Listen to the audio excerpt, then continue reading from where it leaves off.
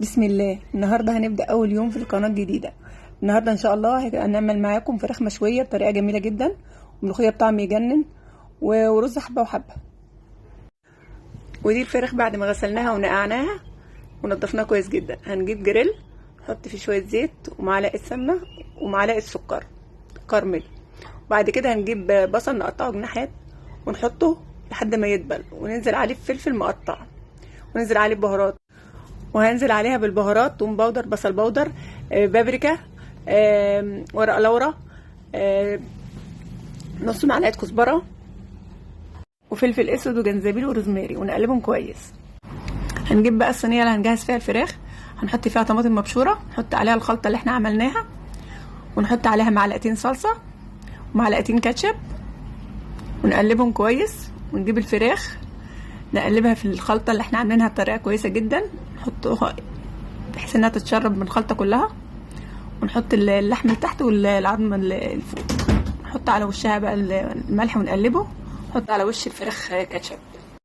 هيكون مشغلين قبلها الفرن عشان يسخن على درجه حراره 200، وهنحطها على الرف التحتاني لمده ساعه. بس في خلال الساعه دي هتتقلب على الوشين عشان خاطر تستوي من تحت ومن فوق، وبعد كده نحطها تحت الشوايه تاخد لون. ودلوقتي هنعمل الملوخيه. هنجيب حله نحط فيها معلقه سمنه، ونحط فيها فصين توم مفرومين وقرن فلفل. اول ما ياخد لون ننزل عليها بطماطميه مبشوره ونقلبها لحد ما تتسبك.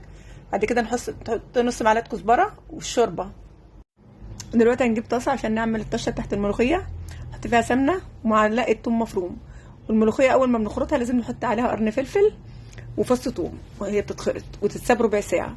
وبعد كده اما الشوربه تغلي نروح حاطين عليها الملوخيه ومقلبينها، ونحط التوم يتحمر، نحط عليه معلقه الكزبره، ونشيل الريم اللي على وش الملوخيه عشان تبقى لونها اخضر وجميل. بعد كده نحط الطشه. ودلوقتي بعد ما الملوخيه جهزت هنبتدي ندربها في بعضها عشان تعمل عرق. دلوقتي هنعمل الرز حبه وحبه. هنجيب حله نحط فيها زيت، نحط فيها شويه رز نحمرهم نخليهم يعني يدوا لون الاصفر كده مع ورقه لورا، ونقلبهم لحد ما يبقى لونهم بالشكل ده.